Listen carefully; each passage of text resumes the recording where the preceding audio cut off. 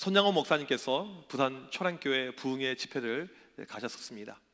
열심히 집회 부흥회를 인도하고 있는데 이제 이 목사님 얼마나 뜨거우신 분입니까? 사람들은 꽉꽉 찼고 많은 사람들은 이 열정과 이 은혜가 담긴 설교 말씀을 너무나도 잘 듣고 있었죠.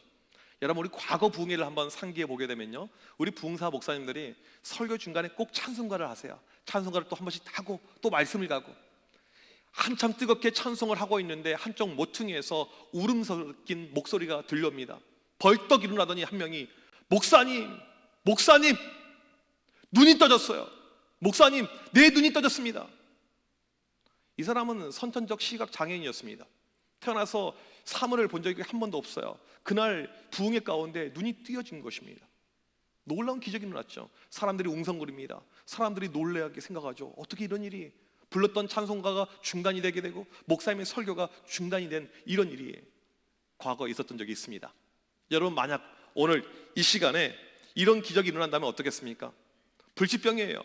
병원에서 의사가 고칠 수 없다고 이야기했습니다. 그런데 이 시간에 제가 설교하는 가운데, 이 말씀의 시간 가운데 이 불치병에서 치유함을 받는 역사가 일어나는 것입니다. 저는 정말 이런 역사가 일어나길 간절히 축복합니다. 만약에 이런 역사가 일어난다면 우리도 웅성거리겠죠. 수근거리겠죠. 그 다음에 수많은 인파가 우리 교회로 아마 몰려오지 않을까, 그렇게 생각을 해보게 됩니다. 지금 이런 비슷한 현상이 이 성전 앞에서 일어난 것입니다. 성전 미문의 거지로 40년 살았던 이 지체장애인, 평생을 구걸하면서 불쌍하게 살았던 그 사람에게 베드로가 나사렛 예수 그리스도의 이름으로 일어나 걸으라 라고 했었을 때 이 사람이 걷게 되는 놀라운 기적이 발생을 하게 됩니다. 놀라운 기적이 일어났습니다. 장소가 성전이에요. 엄청나게 많은 사람들이 이 광경을 목격하면서 몰려들었겠죠. 이때 이 사람들의 반응이 10절에 보니까 헬라어 성경에는 두려움과 황홀경에 가득 찼다라고 합니다. 어떻게 이런 일이 가능할까? 수십간의 사람들이 아수라장이 됩니다. 성전에서 기도 못하게 돼요. 너무나도 많이 시끄럽게, 이게 무슨 일이야? 사람들이 지금 난리가 난 것입니다. 이 사람은요, 얼마나 기뻤을까요? 너무나도 행복했겠습니다. 뛰면서 기뻐하는 가운데 베드로와 요한의 이 옷을 잡습니다. 저를 떠나지 마세요, 저 함께 해주세요, 이렇게 간청을 합니다. 11절에 이 광경을 보고 있었던 사람들이 이렇게 반응합니다. 크게 놀라며. 이 크게 놀라며라는 이 헬라어 단어 에크삼보스는 성경에 여기만 등장하는 단어입니다. 딱 한 번밖에 안 나와요. 이것은 쓰러질 정도로 감정적인 너무나도 강력한 쇼크, 충격을 받은 상태라는 것입니다. 백성들이 이 광경을 보면서 쓰러지기 일보 직전이라는 것입니다. 베드로와 요한은 솔로몬의 행각이 있었습니다. 솔로몬의 행각은 헤롯이 성전을 건축할 때 별도의 빌딩으로 옆에 부속 건물로 만들어 놓은 것입니다. 솔로몬의 행각에 올라가 보게 되면 성전에서 진행되는 모든 제사들, 모든 모습이 다 보이는 장소가 솔로몬의 행각이었습니다. 주로 이 장소는 사람들이 모여서 토론하고 여러 가지 논쟁하고 이런 디스커션, 모임의 장소로 활용이 되어져 있었죠. 이 솔로몬 행각에 베드로와 요한이 있는데 사람들이 이 기적의 당사자 베드로를 향해서 지금 몰려온 것입니다. 베드로에게 찾아왔죠. 왜 찾아왔을까요? 이 기적을 설명해 달라 이거였어요. 이때 베드로가 그들에게 설명해 준 것이 아니고 그들을 대상으로 설교를 합니다. 이 기적 사건을 토대로 그들에게 설교를 해요. 이게 오늘 읽은 말씀 11절부터 마지막 26절까지인데 베드로의 설교의 내용입니다. 베드로가 그날 이 기적 사건을 통해서 어떠한 메시지를 증거했을까요? 이 베드로의 설교를 보게 되면요, 특이한 것이 세 개의 파트로 이 말씀이 나눠져 있다는 것입니다. 먼저 첫 번째 어떤 파트냐면 질문이 나옵니다. 설교의 시작이 질문이에요. 베드로는 가장 먼저 설교할 때 사람들에게 12절에 이렇게 질문하고 있습니다. 우리 12절 말씀을 다 같이 한번 읽어보도록 하겠습니다. 시작. 베드로가 이것을 보고 백성에게 말하되 이스라엘 사람들아, 이 일을 왜 놀랍게 여기느냐? 우리 개인의 권능과 경건으로 이 사람을 걷게 한 것처럼 왜 우리를 주목하느냐? 이 12절 베드로의 질문이 나와 있는데 이 질문은요, 세 가지 질문으로 세분화가 될 수 있습니다. 첫 번째 질문이 이거예요. 왜 이 일로 놀라느냐? 왜 이를 신기하게 여기느냐? 이런 내용입니다. 이 베드로의 말씀은 무엇이냐면 우리 하나님께서 말씀 한마디로 천지를 창조하셨고 예수님께서 말씀 한마디로 죽은 자를 살리셨는데 왜 이런 일로, 별 일도 아닌데 호들갑을 떨면서 난리냐? 이렇게 이야기를 하는 것입니다. 우리 하나님 능치 못함이 없는데 왜 난리냐? 이렇게 이야기를 하는 거예요. 여러분, 우리의 믿음을 보게 되면요, 우리의 경험으로 우리의 신앙을 한정 지을 때가 있습니다. 무슨 말이냐면 내가 교회 와서는 믿노라 이야기를 해요. 찬양할 때는 능치 못할 일이 없는 하나님, 불가능이 없는 하나님을 이야기하면서 실상 내 삶의 모습에서는요 그렇게 하나님을 믿진 않아요. 그렇게 기도하진 않습니다. 분명히 사도 바울이 빌립보서 4장 7절에서 모든 지각에 뛰어난 하나님이라고 있습니다. 우리의 지각, 우리의 관념, 우리의 생각을 뛰어넘는 것이 우리 하나님이신데 우리는 그렇게 생각하지 않고 내 생각, 내 경험 안에 하나님을 가둬놓을 때가 있다는 것입니다. 지금 이 사람들이 그런 거예요. 이들이 지금 언제 이 기적을 보았습니까? 제9시 기도 시간, 성전에 모여서 기도한 사람들입니다. 성전에 모여서 기도한 사람들에게 기적이 나타났는데 이 기적을 너무나도 놀랍게 생각하는 거예요. 왜요? 살면서 이런 기적을 본 적이 없거든요. 아니요, 생각도 상상도 못 해본 사람들입니다. 여러분, 우리가 이렇게 비슷한 신앙생활을 할 때가 있는 거죠. 내가 믿음 생활을 하고 있고 예수를 믿노라 하지만 이런 하나님에 대해서 기대가 없습니다. 기도 생활을 하고 있어요. 습관적으로 기도회, 모임에 이 자리에 참여해서 하나님을 외치고 있지만 믿지는 않고 있는 그런 믿음이 우리 가운데 충분히 존재할 수 있다는 것입니다. 베드로가 이들에게 질문하고 있는 것은 무엇입니까? 왜 놀라느냐? 우리 하나님 당연히 하실 수 있다, 이 질문을 하고 있습니다. 두 번째 베드로의 질문은 무엇이냐면 이 기적의 원인이 무엇이냐라는 것입니다. 이것은 개인의 권능과 경건으로 된 것이 아니라는 것입니다. 많은 사람들은 이 기적에 일어날 때 보게 되면 이 사람에게 권능, 능력이 있으니까 가능할 것이다 라고 이렇게 생각을 합니다. 또 경건이 있으니까 저 장로님 열심히 기도하시니까 역사가 나타나지 라고 생각을 할 수가 있습니다. 이 경건이라는 단어는 하나님 앞에서 훌륭한 성품을 뜻하는 단어입니다. 하나님 오실 때 온전한 모습을 가지고 있는 성품이 있으니까 가능하겠지 생각을 합니다. 베드로가 분명하게 이야기하죠. 내 능력과 내 경건과 이 기적은 상관이 없다, 그게 이유가 아니다 라고 이야기합니다. 세 번째 베드로의 질문은 무엇이냐면 왜 우리를 주목하느냐, 이것입니다. 왜 우리를 주목하느냐? 우리를 보지 말라는 것입니다. 성전에서 40년 동안 장애를 가지고 있었던 이 사람이 고침을 받았었을 때 사람들의 모든 시선은요 베드로에게 향해 있었습니다. 이게 우리의 일반적인 모습이죠. 오늘 예배 시간에 몸이 아픈 사람들 향해서 제가 선포합니다. 이 시간에 모든 병마는 예수의 이름으로 사라질지어다, 모든 암세포는 다 죽을지어다. 그리고 이대로 역사가 나타나는 거예요, 실제로요. 그리고 나서 병원에 갔더니 모든 이 암세포, 모든 질병들이 깨끗하게 치유함을 받게 되는 것입니다. 여러분, 그 다음에 어떤 일이 발생한 줄 아십니까? 사람들이 저를 주목하게 돼요. 저 목사님 별것 아닌 줄 알았는데 별거 있네? 별것보다는 능력이 있네, 이렇게 보겠죠. 능력이 있네? 권능이 있네? 그리고는요 수많은 사람들이 기도받기 위해서 올 것입니다. 저희 교회에요. 아마 여기서부터 효창 공원까지 줄 서 있을 거라고요. 기도받기 위해서 사람들이 주목합니다. 어떻게 될까요? 제가 여러분 신방 못 다녀요. 왜? 주목하는 사람들이 너무나도 많이 있으니까. 제가 여러분 목사님 잠깐만 만나실까요? 못 만나요, 바빠. 그러니까 지금이 행복한 줄 아세요. 그런 역사 일어나기 전에. 사람은요 사람을 주목하게 돼 있습니다. 이게 사람의 본능이죠. 어떤 기적들, 역사들이 일어나게 되면 사람에게 주목을 합니다. 존 스토트 목사님이 이 부분을 이렇게 해석해 놨습니다. 능력은 그리스도의 것이고 손은 베드로의 것이다. 능력은 그리스도의 것이고 그 손은 베드로의 것이다. 하나님이 하셨다는 것이죠. 예수님이 하셨다는 것입니다. 베드로는 손만 그냥 이용이 된 것입니다. 그러면 우리 이 기적 때 우리의 시선이 어디 가 있어야 될까요? 주님께, 하나님께 가 있는 것이 맞는 것입니다. 여러분, 작년에 우리 교회 이 전도 집회 때 이 박지혜 교수님 와서 이제 이 바이올린 연주 열심히 하고 참 귀한 간증, 우리에게 귀한 은혜를 줬잖아요. 세계적인 바이올리니스트잖아요. 그러니까 지금 그 이용하고 있는 이 바이올린이 제가 그때 실수해가지고 한 몇십억 이렇게 이야기했다가 아주 무한 당할 뻔했는데 1735년에 만들어진 거예요. 세계에서 가장 비쌉니다. 수백억짜리죠. 이름도 잘 모르겠어요. 제가 몇 번 외웠는데 과르네니? 이거 외워도 저는 과메기는 외울 수가 있지만 이건 안 외워져. 네. 멋진 연주가 끝났습니다. 연주가 끝난 다음에 사람들이 와서 이 교수님은 그냥 뒤로 해버리고 바이올린만 계속 보고 있어요. 얼마나 이게 웃긴 광경입니까? 그 중심을 봐야죠. 능력은 하나님께 있는데 하나님이 역사하신 건데 사람들은 여전히 베드로에게 집중하고 있습니다. 베드로가 그들에게 질문합니다. 왜 우리를 주목하느냐? 하나님께 주목해야지. 왜 우리를 바라보느냐? 하나님을 바라봐야지. 부산 초량교회에서 손양호 목사님 집회 가운데 이 소경이 눈을 떴을 때 목사님 뭐라고 이야기하셨냐면, 여러분 이 기적과 나는 아무 상관이 없습니다. 하나님이 하신 것입니다. 베드로가 지금 이렇게 이야기를 하고 있다는 것입니다. 두 번째로 오늘 말씀 핵심 파트로 가보도록 하겠습니다. 지금 이 상황의 전개가 어떻게 가게 되냐면, 분명히 베드로는 하나님이 하셨다고 이야기를 했죠. 그러면 이 하나님이 어떠한 하나님인가? 13절에 보니까 아브라함과 이삭과 야곱의 하나님이다라고 이야기합니다. 곧 우리 조상의 하나님.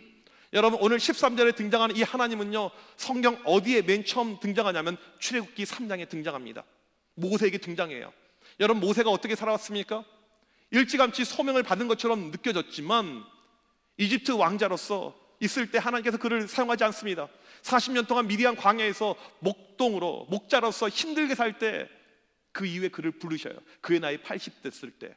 그리고 떨기나무에서 불이 타오르고 있는데 나무가 타지 않아요. 그 기이한 현상 가운데 하나님이 등장하여서 모세에게 말씀하십니다. 모세야, 나다. 내가 누구냐? 너희 조상 아브라함의 하나님, 이삭의 하나님, 야곱의 하나님이다. 동일한 하나님입니다. 그렇게 이야기를 하셨죠. 하나님과의 이 모세의 관계를 설명하면서 나는 과거에 존재한 이 존재가 아니고 지금도 영원히 너희 가운데 함께하는 하나님이다라고 말씀을 하셨습니다. 그 영원하신 하나님께서 예수님을 이 땅에 보내주셨습니다. 예수님께서 이 땅에 오셨어요. 그런데 베드로가 뭐라고 설교합니까? 당신들이 예수를 죽였다. 15절 말씀 보게 되면 생명의 주를 죽였다. 너희를 구하기 위해서, 생명을 주기 위해서 이 땅에 오셨는데 그 주님을 너희가 죽였다. 그리고 하나님께서 다시 예수님을 부활시키셨다. 부활의 주님, 이 예수님에게는 능력이 있다. 그 이름을 믿을 때 그 이름에게는 능력이 있다라고 이야기를 하면서 16절에 뭐라고 이야기합니까? 그 이름을 믿음으로, 그 이름을 믿음으로. 지금 여기 있는 이 40년 됐던 이 지체장애인, 그 이름을 믿음으로 그가 구원에 이르게 됐고, 그 이름을 믿음으로 그가 고침을 받게 되었다. 이 순간에 지금 이 자리에 있는 당신들도 그 이름을 믿게 되면 동일한 역사가 일어날 것이다. 베드로가 이렇게 설교를 하는 것입니다. 여러분, 우리 하나님은요, 침묵하신 분이 아니십니다. 어디 숨어 계신 분이 아니에요. 우리 하나님은 지금도 역사하십니다. 지금도 살아계십니다. 모세의 때, 수천 년 전에, 아브라함 때, 그때 하나님이 지금도 우리에게 동일한 하나님이신 것을 믿으시길 바랍니다. 케냐에서 선교 사역을 하는 이문미 선교사님이 열심히 이제 사역을 하는데, 이 선교사님들이 이제 또 외부 이렇게 일정들이 있잖아요. 이제 외부 일정이 끝나고 자기가 사역하는 이 케냐 동네에 들어가게 되면 이 아이들이 선교사님을 반기는 거예요. 이문미 선교사님 영어 이름이 유니스입니다. 이 아이들이 골목에 나와서 유니스, 유니스 이렇게 외치는 거예요. 선교사님은 그 아이들, 이 검은색 피부에 이 동글동글한 이 눈동자를 보게 되면 이 아이들이 너무나도 사랑스러운 거예요. 다른 이름을 외치는 것이 아니고 유니스, 유니스. 그때 이 선교사님 마음에 어떤 생각이 드냐면, 쟤 이번에 내가 옷을 사줘야겠다. 얘 이번에 내가 노트를 사줘야겠다. 애는 내가 과자를 사줘야겠다. 그 아이들의 필요를 본다는 거예요. 그 아이들이 이름을 외칠 때 일개 선교사가 이 아이들이 유니스 유니스 외칠 때 그런 마음이 갔는데, 우리 하나님께서 이 땅에서 자기 백성들, 자기 자녀들이 하나님, 하나님, 주여, 주여, 주님 이름을 외칠 때 하나님께서 듣지 않으시겠다는 거예요. 들으신다는 것이죠. 우리가 이 땅에서 기도하면서 하나님, 하나님 외칠 때 하나님께서 땅에서 또 아무개 집사가 기도하는구나, 아무개 권사가 기도하는구나, 지금 이것이 필요하구나, 이것이 중요한 거구나, 내가 들어야지, 내가 응답해 줘야지, 역사해 줘야지. 여러분, 우리가 하나님의 이름을 부르기만 하더라도 들으신다는 거예요. 그 이름이 능력이 있기 때문에 부르기만 하더라도. 저희 아버지 교회는요, 예전에 매일 저녁 기도회가 있는데 그 기도 시간에 다른 것 하지 않고 계속 주여 주여 주님을 외쳐요. 그런데 그냥 주님을 그냥 외치는데 매번 기도에 참여해서 주여 주여 외쳤던 사람들 가운데 많은 역사를 체험했어요. 몸에 질병이 떠나가기도 하고, 자녀가 취업이 안 됐는데 취업이 되기도 하고, 결혼이 막혔던 자녀가 결혼도 되기도 되고. 여러분, 주님의 이름에는 능력이 있습니다. 우리가 부르기만 하더라도 역사가 나타나는 거예요. 이 능력이 얼마나 크냐면 로마서 10장 13절에 이렇게 말씀하십니다. 누구든지 주의 이름을 부르는 자는 구원을 받으리라. 주의 이름을 부르기만 하더라도 구원의 역사가 임한다고 약속을 하고 있습니다. 놀라운 능력의 이름, 그 이름을 오늘 이 베드로는 설교 가운데 핵심으로 이야기를 하고 있습니다. 세 번째, 베드로의 말씀의 결론이 나오고 있습니다. 17절에 이렇게 결론이 나옵니다. 17절 말씀 같이 한번 읽어보도록 하겠습니다. 시작. 형제들아, 너희가 알지 못하여서 그리하였으며 너희 관원들도 그리한 줄 아노라. 이게 무슨 말이냐면 분명히 하나님께서 능력의 이름을 주셨고 권능의 이름을 주셨는데, 예수의 이름을 주셨는데 그동안에 당신들은 그 이름의 능력을 몰랐습니다 라고 이야기를 하는 거예요. 그래서 예수님을 십자가에 못 박아 죽였고 예수님을 버렸고, 하지만 이 예수님이 부활하셨고 지금 능력 가운데 있습니다. 당신들의 그동안의 행적을 보게 되면 왜 예수님을 죽였고 부인했습니까? 그 이유는 무지해서 예수님을 몰랐기 때문에 그랬습니다라고 베드로가 이야기를 하고 있습니다. 여러분, 세상에 보게 되면 기독교를 싫어하는 사람들이 참 많이 있습니다. 여러분 가정의 배우자들이나 식구들 가운데서도 예수를 싫어하는 사람들이 있을 것입니다. 기독교를 욕하죠. 여러분, 왜 그들이 기독교를 싫어합니까? 왜 그들이 교회에 욕을 합니까? 예수님을 몰라서 그런 거예요. 몰라서 자기들이 하고 있는 욕이, 자기들이 하고 있는 그 행동이 무엇인지 모르고 하고 있는 것입니다. 예수님이 구원해 주시고 능력해 주고 생명해 주라는 것을 모르기 때문에 그들이 무지한 가운데 그렇게 이야기를 하고 있습니다. 바로 40된 병자가 체험한 예수님은요, 이름에 능력이 있습니다. 이것만 있으면 되는 것입니다. 예수님은 앞에 이 파티에서 베드로는 예수님의 이름의 능력을 이야기했고, 오늘 말씀에서 19절에서 다른 모습으로 우리에게 다시 한번 말씀을 해주고 있습니다. 19절 말씀 우리 다 같이 한번 읽어보도록 하겠습니다. 19절 시작. 그러므로 너희가 회개하고 돌이켜 너희 죄 없이함을 받으라. 이같이 하면 새롭게 되는 날이 주 앞으로부터 이를 것이요. 그간 예수님을 몰랐던 것을 깨달으라는 거예요. 그리고는 회개하라는 것입니다. 돌이키라는 거예요. 예수님께 돌아오라는 것입니다. 그동안에 예수님 모르면서 죽이면서 핍박하면서 살아왔지만 이제는 예수님께 와서 죄사함 받고 구원에 이르라는 것입니다. 이럴 때 너희들 인생에, 당신들 인생에 새로운 인생이 펼쳐질 것입니다 라고 베드로가 설교를 하고 있습니다. 누구든지 예수님께 돌아오기만 하게 되면, 누구든지 죄사함의 은혜를 받기만 하면 그 인생이 새롭게 될 것을 약속합니다. 오늘 말씀 19절의 핵심되는 말씀은 후반부에 등장하는 새롭게 되는 날입니다. 예수를 믿게 될 때, 예수의 이름을, 능력을 체험하게 될 때 그 사람에게 새롭게 되는 날의 역사가 나타난다는 것입니다.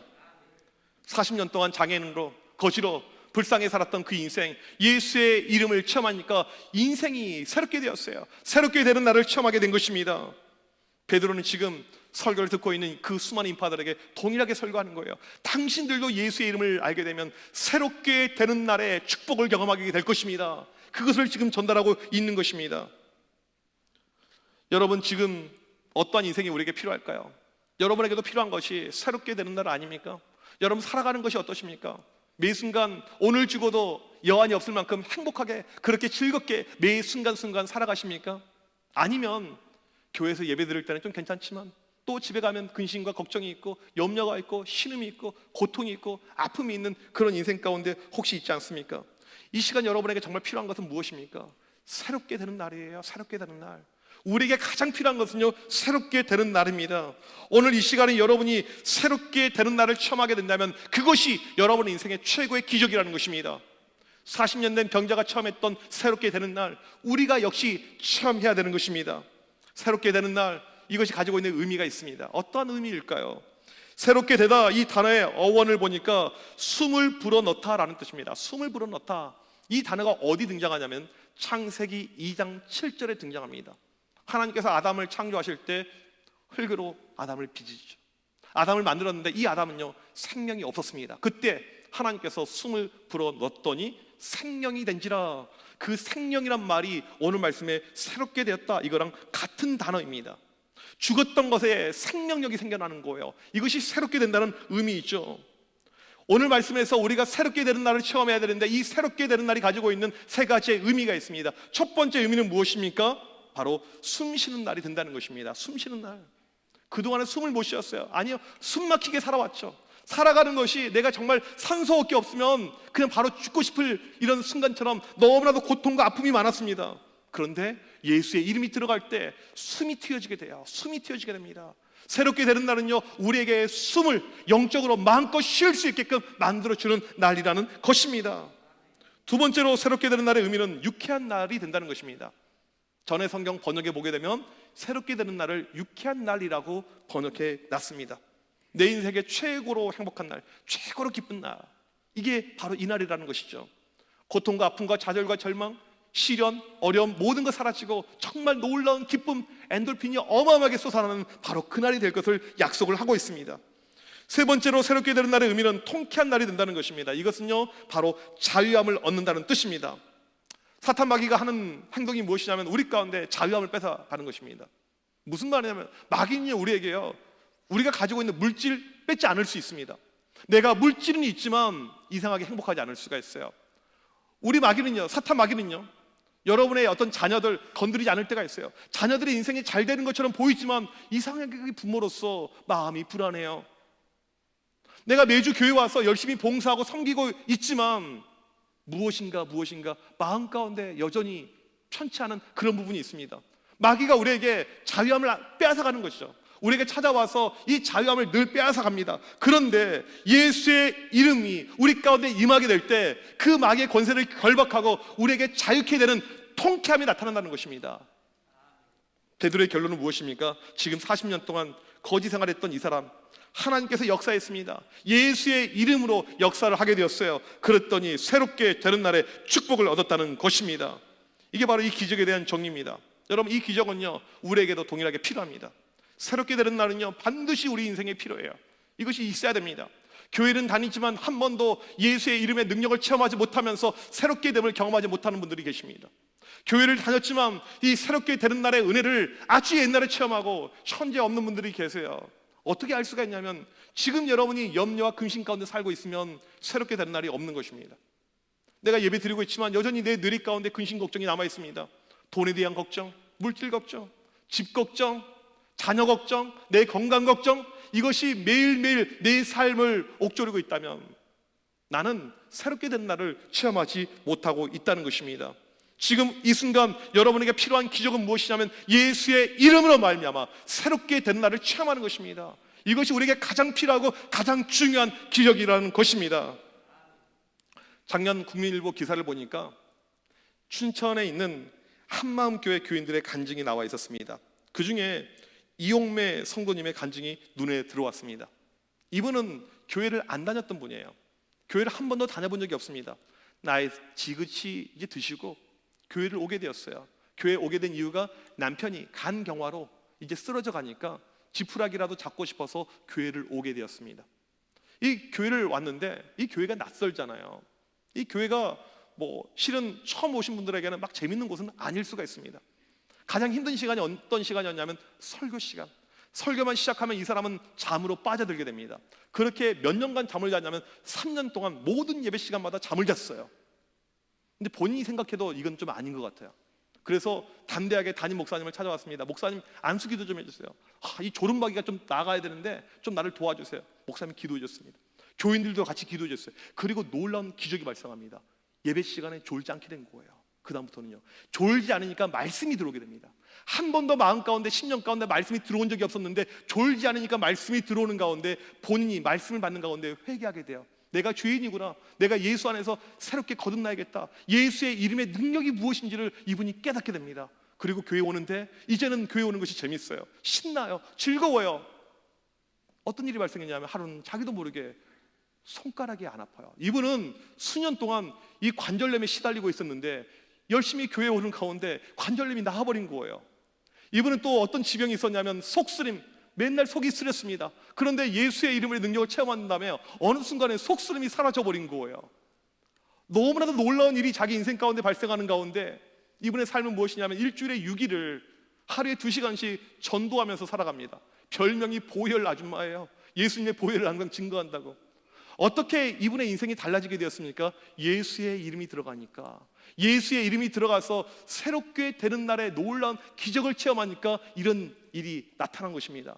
여러분, 오늘 우리에게 필요한 것이 무엇입니까? 여러분, 무엇을 요구하세요? 무엇을 하나님께 필요하다고 이야기하십니까? 가장 중요한 것은 예수의 이름이 내 심령 가운데 들어가서 내 심령 역시 새롭게 되는 날을 체험케 하여 주셔서 이것이 우리의 기도 제목이 되고 우리의 삶의 목표가 되길 주의 이름으로 간절히 축복합니다. 우리 이 시간 같이 찬양하길 원합니다.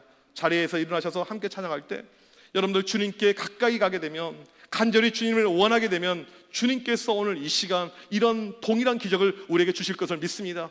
목마른 나의 영혼, 이 시간 주의 이름 부를 때 나의 마음을 만져주셔서 놀라운 기적의 역사 내 삶에 허락하여 주시옵소서. 우리 같이 찬양하겠습니다.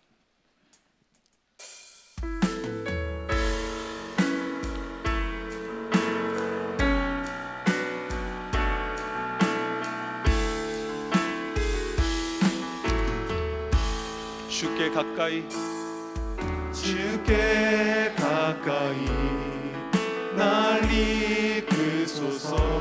간절히 주님만을 원합니다.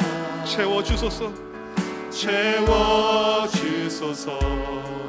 주의 사랑을 진정한 찬양 들 수 있도록 주께 가까이 주께 가까이 날 이끄소서. 간절히 주님만을 간절히 주님만을 원합니다. 채워주소서. 채워주소서.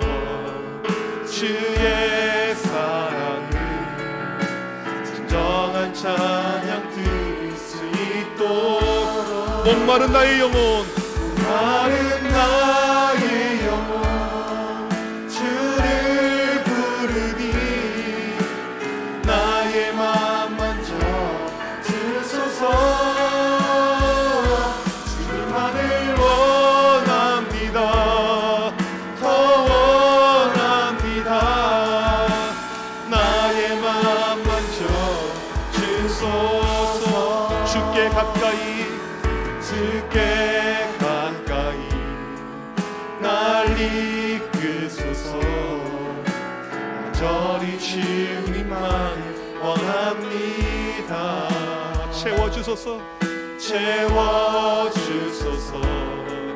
주의 사랑을 진정한 찬양 들 수 있도록 목마른 나의 영혼 마른 나의 영혼 주를 부르니 나의 맘 만져 주소서. 주님만을 원합니다. 더 원합니다. 나의 맘 만져 주소서. 하나님 사랑의 눈으로 하나님 사랑의 눈으로 너를 어느 때나 바라보시고 하나님 인자한 귀로서 언제나 너에게 기울이시니 어두움에 밝은 빛을 비춰주시고 너의 작은 신음에도 응답하시니 너는 어느 곳에 있든지 주를 향하고 주만 바라볼지라. 하나님 사랑의 눈으로 하나님 사랑의 눈으로 너를 어느 때나 바라보시고 하나님 인자한 귀로서 언제나 너에게 기울이시니 어두움에 밝은 빛을 비춰주시고 너의 작은 신음에도 응답하시니 너는 어느 곳에 있든지 주를 향하고 주만 바라볼지라. 주만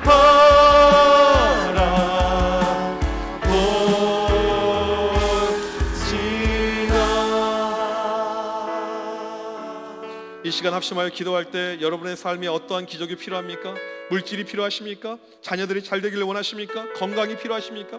이 시간에 기도할 때 40년 동안 장애를 가졌던 그 인생이 예수의 이름으로 말미암아 새롭게 됨을 체험했듯이 하나님 예수 안에 새롭게 되는 날의 체험을 나에게도 허락하여 주시옵소서. 내 안에 있는 인간적인 염려, 근심, 걱정 벗어버리고 예수 안에 새롭게 되는 날의 체험을 나도 하게 하여 주시옵소서. 예수로 인해서 새롭게 되는 놀라운 역사가 내 삶에 넘치게 하여 주시옵소서. 이 시간 주여 한번 외치고 합심하여 간절히 기도합니다. 주여! 하나님 아버지, 이 시간 간절히 기도합니다. 오늘 우리가 연약합니다. 부족합니다. 하나님께 간절히 기도하지만 하나님의 능력을 의심하며 우리가 믿지 못하며 늘 부족한 가운데, 우리의 한계 가운데 절망과 좌절이 늘 반복되며 고백합니다. 주여, 이 시간 간절히 기도할 때 성령께서 우리에게 임재해 주셔서 하나님의 이름을 구하며 예수의 이름을 구하게 하여 주셔서 예수의 이름의 능력이 있사온데, 주여 그 이름의 능력을 체험하는 가운데 우리의 인생에 새롭게 되는 날에 놀라운 역사가 나타나게 하여 주셔서, 주여 우리 인생에 나타나는 가장 큰 기적이 무엇입니까? 예수 안에서 예수 믿어서 새롭게 되는 날에 축복을 경험하는 것, 주여 그것밖에 없음을 고백합니다. 주여 이 자리에 함께 주의 모든 백성들 권색들을 기억하여 주셔서 함께하여 주셔서 10년 가운데 마음 가운데 역사하여서, 주여 저들의 마음이 저들의 심령이 예수로 인해서 새롭게 되는 놀라운 역사가, 새롭게 되는 날에 놀라운 축복을 경험하게 하여 주셔서, 사람의 힘으로 되지 않지만 하나님의 능력 가운데, 주의 권능 가운데, 능력 가운데 주여 모든 것이 가능함을 고백합니다. 놀라운 역사가 나타나길 원합니다. 이 시간 성령님 말씀하여 주셔서, 이 시간 주장하여 주셔서, 주여 우리 가운데 간절한 마음을 가지고 구할 때 하나님 우리 역시 새롭게 된 날을 체험하게 하여 주셔서 예수로 말미암아 예수를 인해서 새롭게 되는 놀라운 축복의 역사가 나타나게 하여 주셔서, 성령이시여 말씀하여 주셔서, 성령이시여 주장하여 주셔서 예수 안에서, 주여 우리 안에서 믿음 안에서 새롭게 되는 놀라운 역사가 나타나게 하여 주셔서, 성령의 역사가, 권능의 역사, 능력의 역사가 나타나서 오직 예수님으로 인해서 새롭게 되어서 주가 주신 은혜 가운데 믿음 가운데 살 수 있도록 인도하여 주셔서, 우리 청함의 모든 교우들 예수의 이름의 능력을 믿어서 그 이름으로 말미암아 새롭게 되는 놀라운 역사가, 놀라운 힘이 나타나게 하여, 오늘 또 우리 가는 인생의 모든 백그룹들과 함께 해주셔서 예수로 말미암아 새롭게 되는 놀라운 축복을 경험할 수 있는 우리 모두가 될 수 있도록 하나님 기억하여 주시옵시고 역사하여 주시옵시고.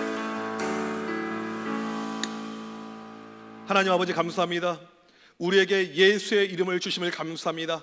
예수의 이름이 능력이며 구원이며 우리의 모든 소망임을 믿습니다. 그간 교회를 다니면서도 예수의 이름의 능력 없이 살아왔다면 이제는 예수의 이름의 능력으로 살게 하여 주시옵소서. 예수님으로 인해서 새롭게 되는 날에 역사를 경험케 하여 주시옵소서. 살아가는 모든 순간순간이 예수 안에서 새로운 순간이 되게 하여 주시옵소서. 새롭게 되는 날에 놀라운 기적이 나에게 임하게 하여 주시옵소서. 지금은 우리 주 예수 그리스도의 크신 은혜와 하나님 아버지의 무한하신 사랑하심과 성령님의 이로 교통하심이 예수의 이름으로 말미암아 새롭게 되는 날에 놀라운 기적을 경험하기를 원하는 주의 모든 백성들 머리 위에 지금부터 영원토록 함께 있을지어다. 아멘.